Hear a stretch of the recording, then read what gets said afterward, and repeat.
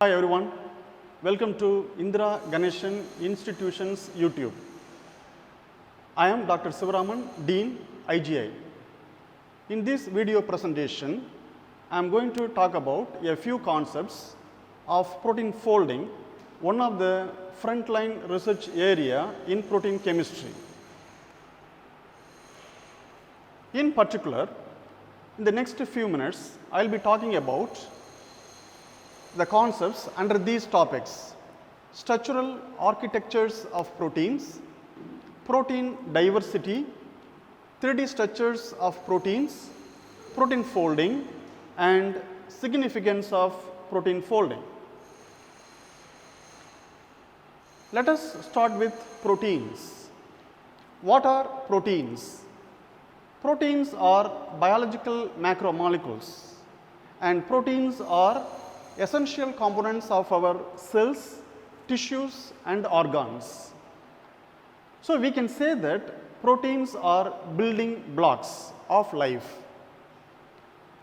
It is interesting to note that proteins provide about 1/3 of one's daily calorie intake. In this context, it is very interesting. In this context, it is curious to know the food materials that are rich sources of proteins. The food materials such as milk, meat, grains, eggs, nuts, and seeds are rich sources of proteins. Now, let us discuss about biosynthesis of proteins.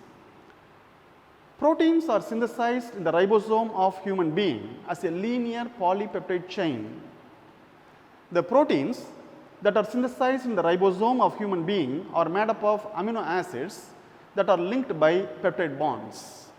Now, two questions rises: what are amino acids?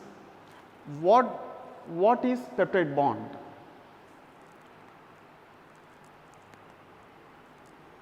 Now, let us discuss about amino acids. What are amino acids? Amino acids are chemical molecules having both amino group and carboxyl group in their structure. Depending upon the position of the amino group and carboxyl groups, there are many types of amino acids. In this slide, I am showing a model structure of alpha amino acids. In the case of alpha amino acids, amino group and carboxyl group have been attached to the same carbon atom. The chemical moieties consisting of amino group, carboxyl group, and hydrogen can be called as backbone of the amino acid. The R can be called as side chain of amino acids. It is interesting to note that proteins that are synthesized in the ribosome of human being are exclusively made up of alpha amino acids. So, what is the definition of proteins? What are proteins? Proteins are built by alpha amino acids that are linked by peptide bonds. As I mentioned in the previous slides, proteins are made up of alpha amino acids. It is also interesting to note that the proteins that are synthesized in the ribosome of human being are exclusively made up of 20 standard alpha amino acids. The 20 standard alpha amino acids can be called as proteinogenic amino acids. The 20 alpha amino acids can be classified into many types based on their chemical properties. So, the groups such as non-polar amino acids, polar amino acids. Amino acids such as alanine, valine are the example for non-polar amino acids. Amino acids such as serine, threonine are example for polar amino acids. The amino acids can also be classified into aromatic amino acids, example tyrosine, tryptophan. Depending upon the side chain charge groups, the amino acid can be classified into positive charged amino acids and negative charged amino acids. I have taken these informations from the fundamentals of biochemistry by White and White. The readers can refer the book for further details on the concepts, or they may refer any biochemistry book they wish to refer it.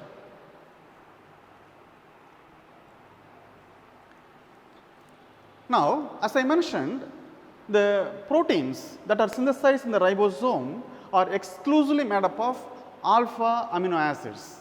There are two chemical forms of alpha amino acid. One is called alpha L amino acids, another one is called alpha D amino acids. It is again very interesting to note that proteins that are synthesized in the ribosome are exclusively made up of alpha L amino acids. So, what are proteins? We should say proteins are made up of alpha L amino acids that are linked by peptide bonds. Now, what is peptide bond?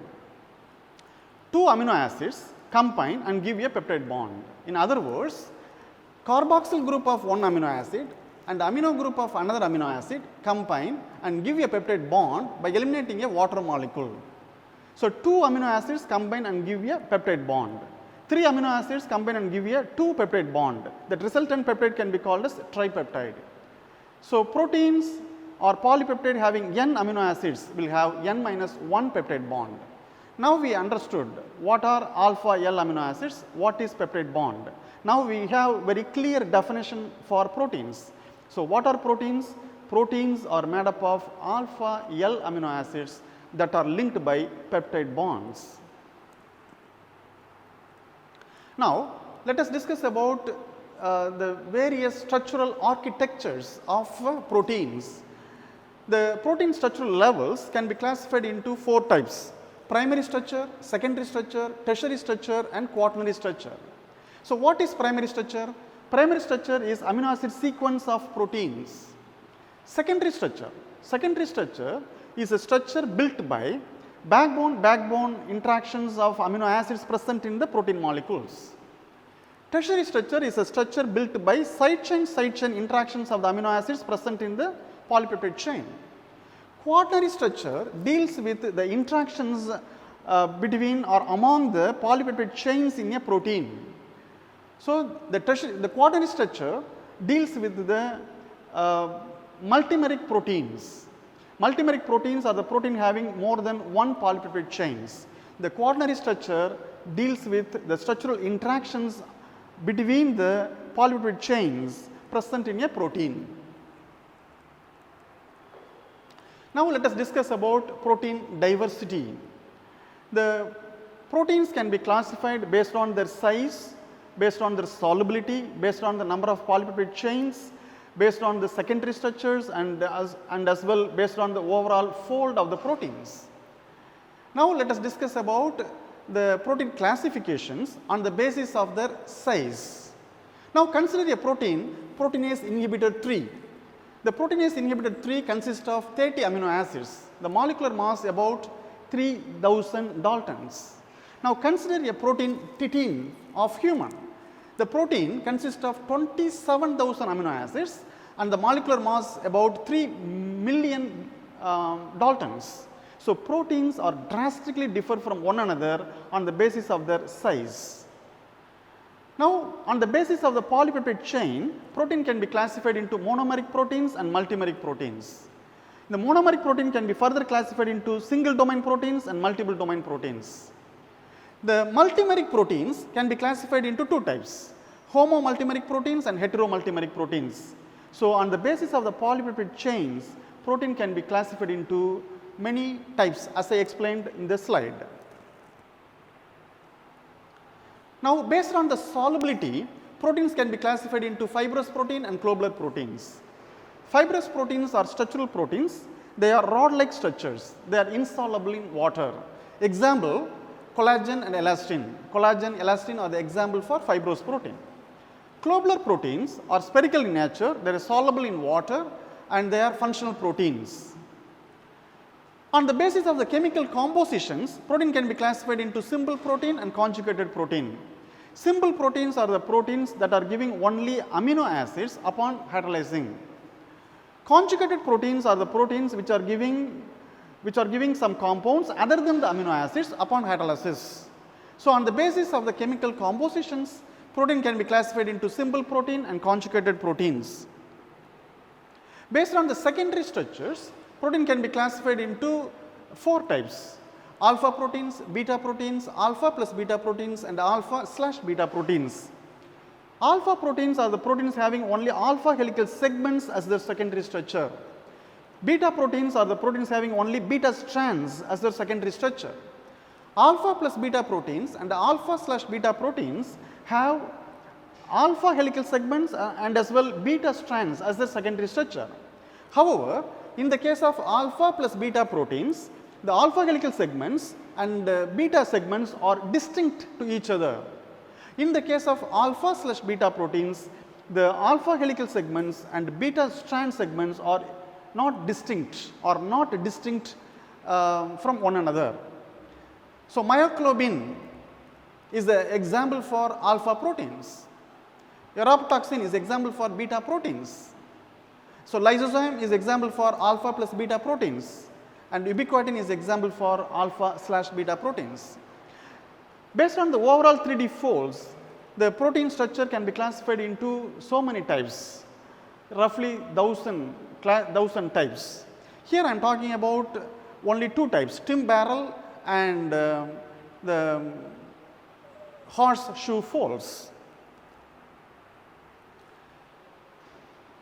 This is the Tim barrel fold. In this case, there are 8 beta strands which are parallel to one another and there are 7 helical segments.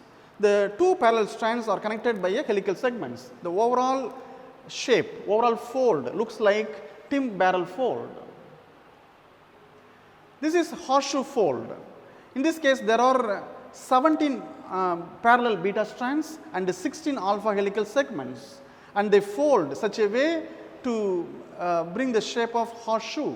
So, the fold is called horseshoe fold. Now, let us discuss about the 3D structures of protein. The 3-dimensional structures of the protein can be determined by X-ray crystallography techniques and NMR technique, NMR, nuclear magnetic resonance spectroscopy. To my knowledge, to date, X-ray and NMR are the only 2 techniques that can be used, that are being used to elucidate the 3-dimensional structures of proteins. In this slide, I am showing the 3-dimensional structures of myoglobin and hemoglobin. The myoglobin and hemoglobin are the proteins for which 3-dimensional structures would be determined by using X-ray crystallography techniques. The hemoglobin structure was elucidated by Max Perutz and his team. The myoglobin structure was determined by John Kentrew and his team. The Max Perutz, John Kentrew received Nobel Prize for their contributions towards the structure determination of myoglobin and hemoglobin in 1962 and they received the Nobel Prize for chemistry. As I mentioned in the previous slide, NMR is another technique by which the 3-dimensional structures of the protein can be determined at high resolutions.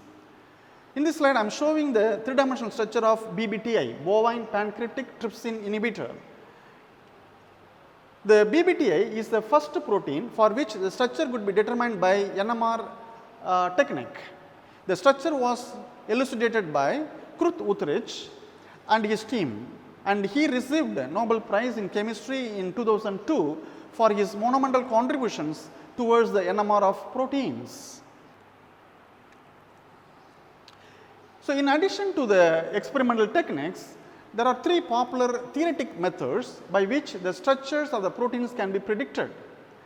Here I have mentioned the 3 popular methods, theoretical methods to predict the 3-dimensional structures of protein: homology modeling, threading and ab initio. Homology modeling and threading are template based method. Ab initio is a template free method. So, in the homology modeling and threading, using appropriate template, the structure of the target molecules can be predicted. Template is a protein for which the primary sequence and 3D structures are available. Target is the protein for which sequence is available, structure is not available. So, the structure of the target protein can be predicted on the basis of the template structure. Ab initio, as I mentioned, is a template free method. This method works on the basis of first principles. The only limitations of using the ab initio method is the size of the protein. Protein having 30 or less than 30 amino acids will be apt for predicting the structure by ab initio method. Now, let us discuss about the overall structure of the protein. So, as I mentioned, the proteins are synthesized as a linear polypeptide chain in the ribosome of human. The linear polypeptide chain adapt a particular unique three-dimensional structure which is important for the function. The unique three-dimensional structures of proteins is because of the covalent and non-covalent interactions. As far as considered proteins, peptide bonds and disulfide bond are important covalent interactions. The non-covalent interactions are hydrophobic interactions, hydrogen bond interactions, electrostatic interactions, and van der Waals interactions.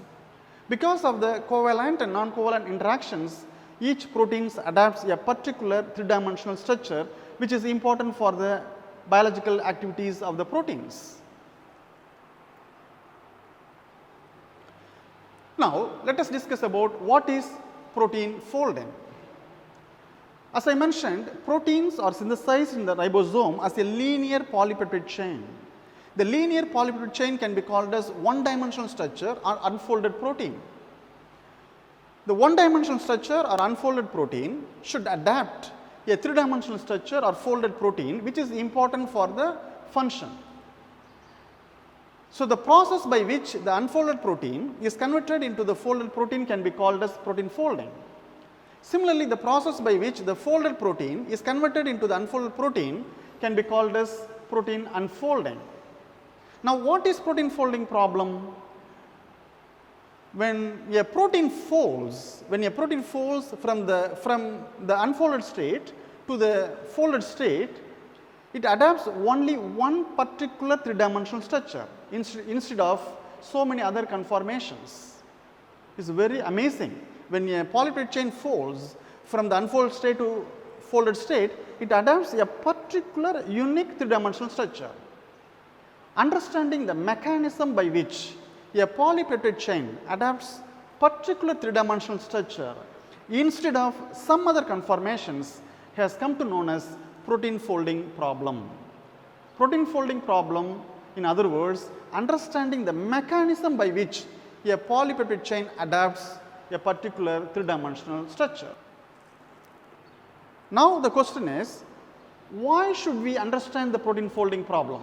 What are the implications of protein folding, in other words? Here I have mentioned some essential implications of protein folding. An understanding of the protein folding problem would help in attempts to predict structure from sequence. Given the primary sequence, the structure of the protein can be predicted by knowing the mechanism by which a protein folds. Second important thing, in the rational design of proteins de novo. So, we can design a protein to do certain functions. So, we can do the de novo protein design by understanding the mechanism of protein folding.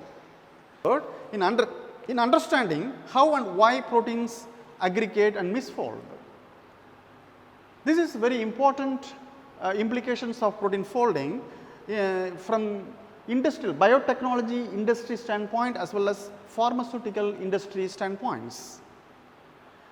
The understanding the protein folding would help in analyzing proteins deposition disease such as Alzheimer's disease and Parkinson's disease. So, understanding the protein folding problem is very important to address so many problems from industrial point of view as well as from pharmaceutical standpoints. I hope the informations are very useful. If you have any clarifications or if you have questions, please feel free to contact me, the email ID given in the slide. Thank you very much for your attention.